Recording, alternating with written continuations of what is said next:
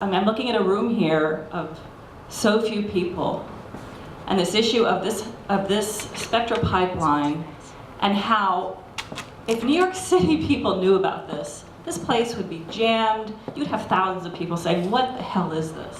I mean, what is this?"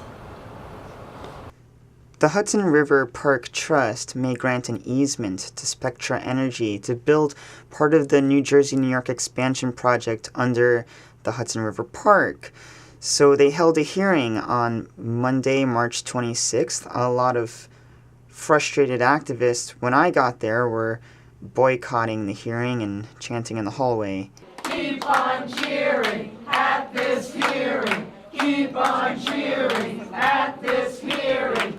Some of the frustration appeared to be due to money that was lent from Spectra Energy to the Hudson River Park Trust. Also, you should be personally insulted. You're only getting a lousy $2 million.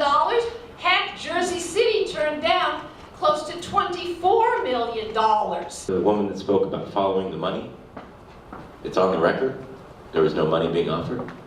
Now the money is being offered. I really agree with the people outside. I agree that it is a sham. And I'd also like a written response to the question that people are asking, is how much money is the Hudson Park River Trust getting from Spectra, and when are they going to get that money?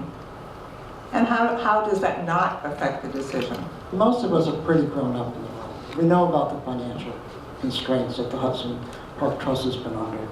You know, we do know that, and that the governor and the city, you know, maybe the mayor will write another check, and that would be really great, but you know, he has the luxury of doing that. But we know that there are real constraints around money. But this is not the solution. A recent incident just came up, which I thought about tonight sitting here. Sierra Club took $25 million from Chesapeake Energy between 2007 and 2011.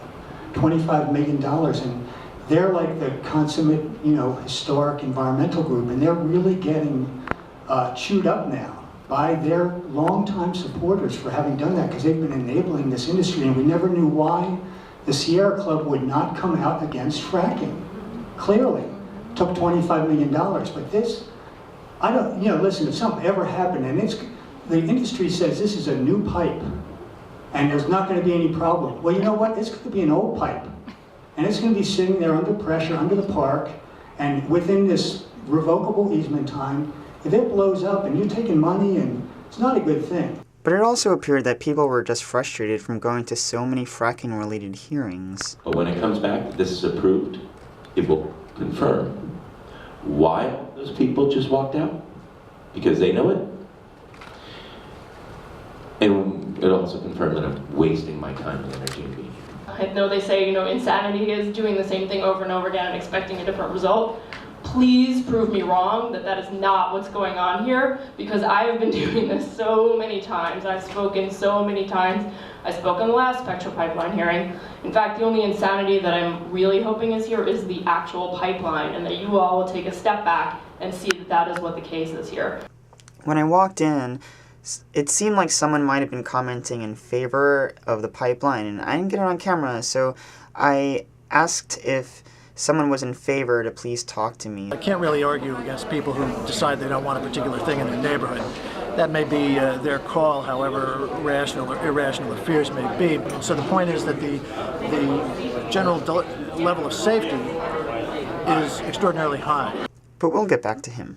Most of the oppositional points made could be found in the commentary of Mav and Buck Moorhead of New York H2O, which is not limited to but has gone into depth with local New York City aspects of the Marcellus Shale issue. I share the frustration of the people who walked out, absolutely, and I can understand why they would do that. The FERC process, if one followed it carefully, and this is the first one that I've followed, is clearly they're an enabling agency. There was no doubt at any time that this pipeline would be approved by FERC. If you read the EIS, they have a responsibility, as people have stated, to actually prove need for this gas. Within that document, only 20% of the gas is being signed on for by Con Ed.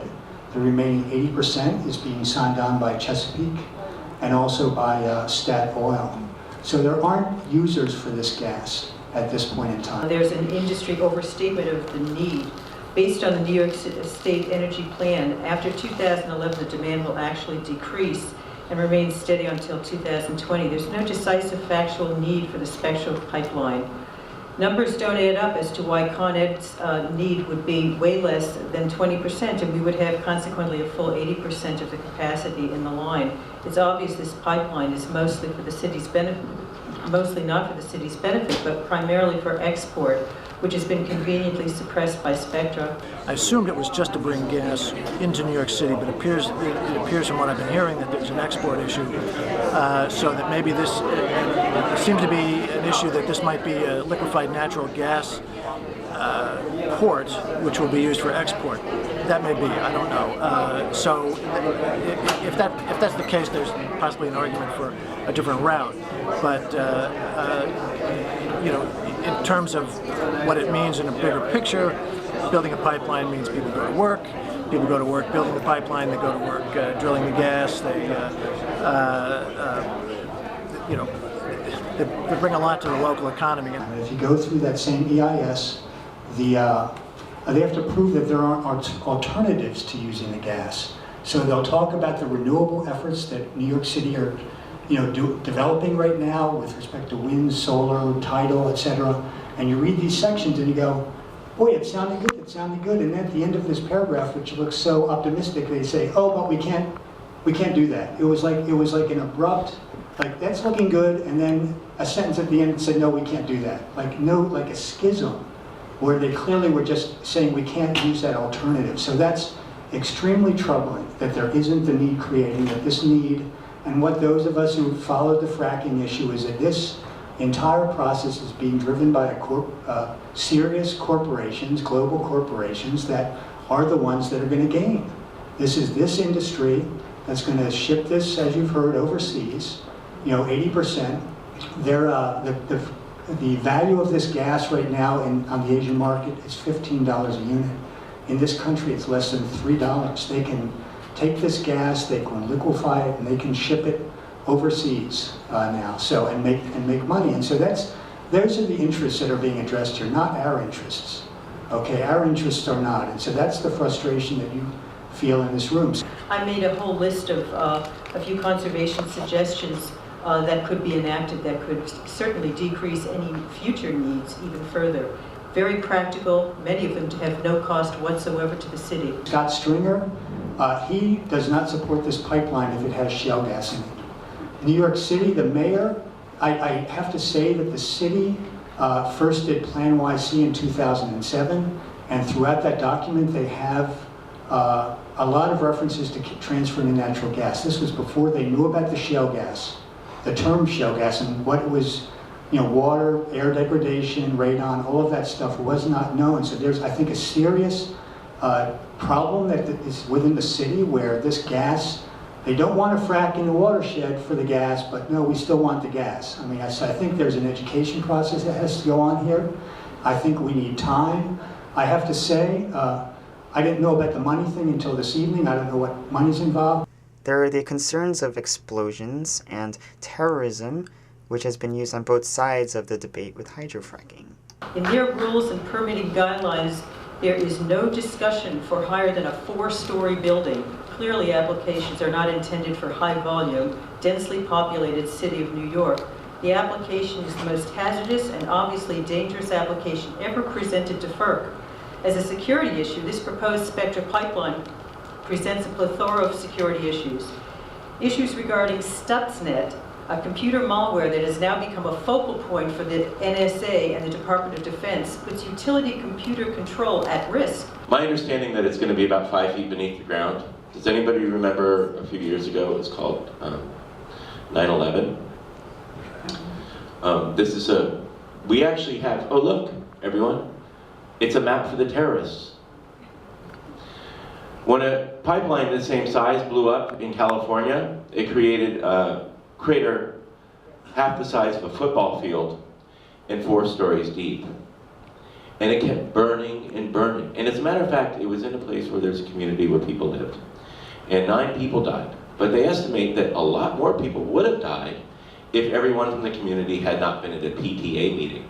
This been several explosions in Chelsea, and there's not one month that a truck from Con Ed is not in our block. And we ask the supervisors why, and they tell us it's because the infrastructure of Con Ed is falling apart, is 100 years old, and the city has no money to replace it. Right here, right down here, just out of frame, is the toddler's playground, as you know, for the Hudson River Park.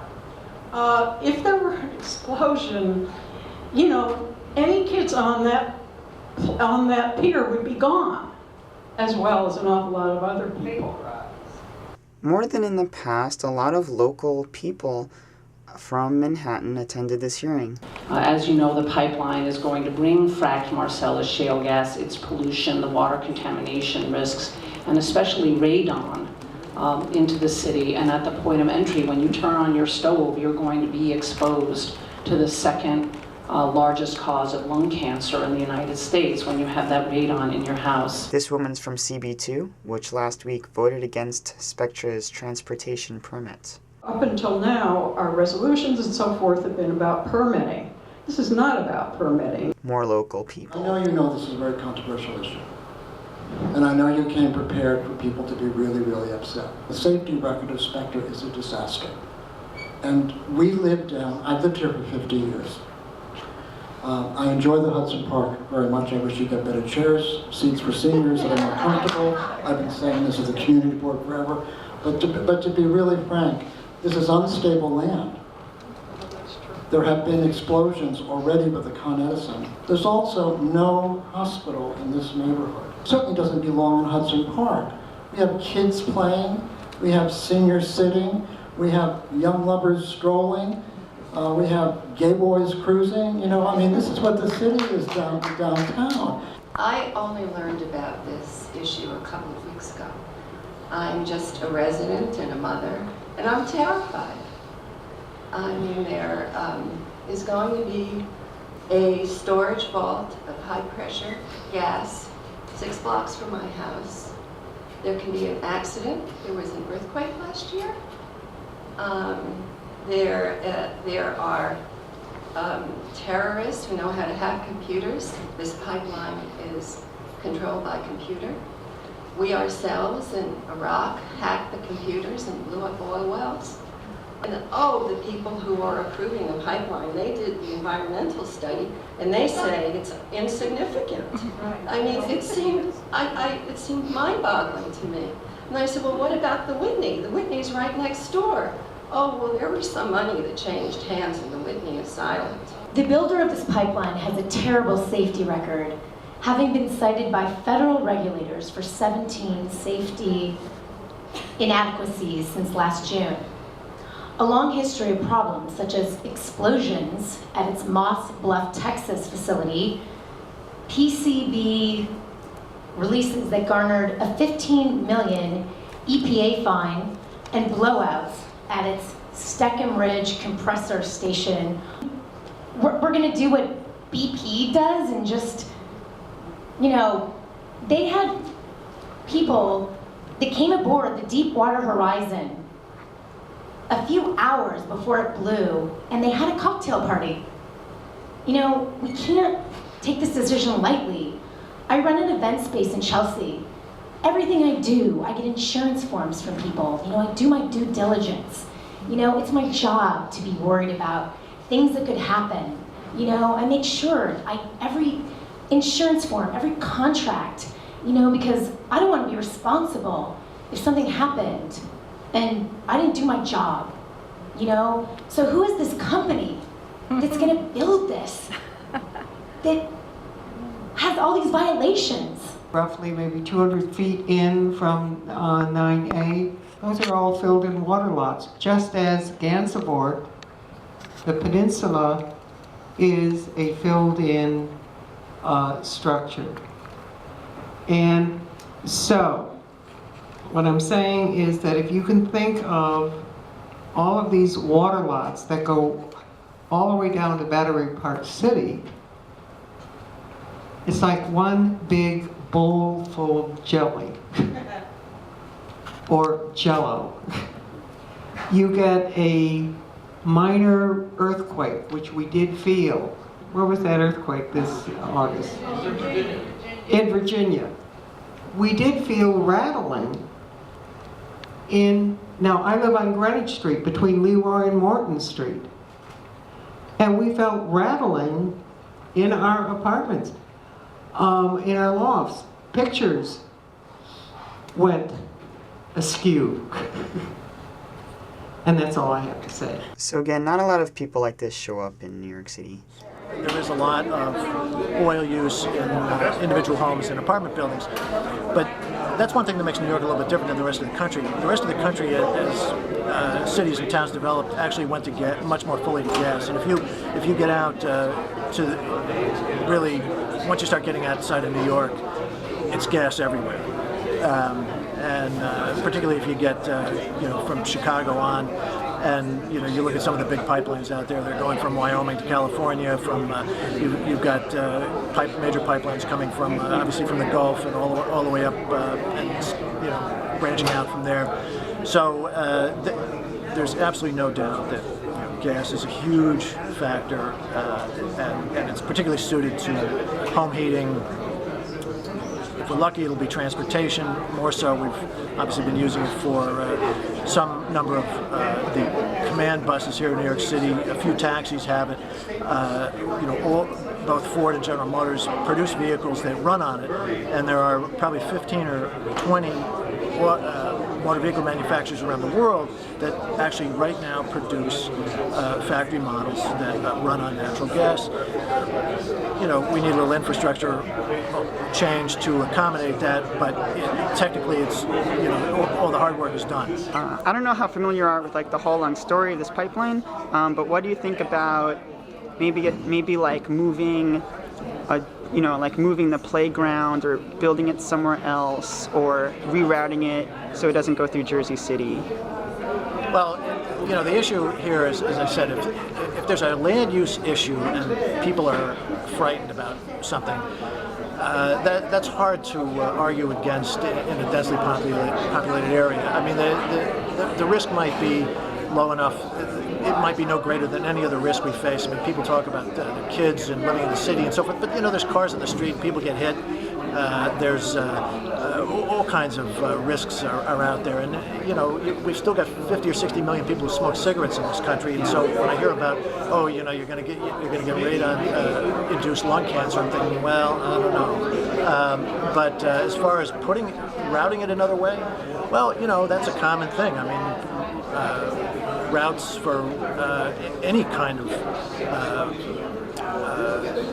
construction project are often altered to suit whatever the local needs are, and assuming that it doesn't create danger by putting a big bend in the pipe or something. But maybe that's the answer. And I don't know about the pipeline, about the playground specifically, because I don't live in this neighborhood. But if the playground's there, that's one thing. If it's not, if it's about to be renovated or something's about to change, well, everything's up for grabs in this world. So there's got to be a rational way to approach it, some kind of compromise that everybody can live with.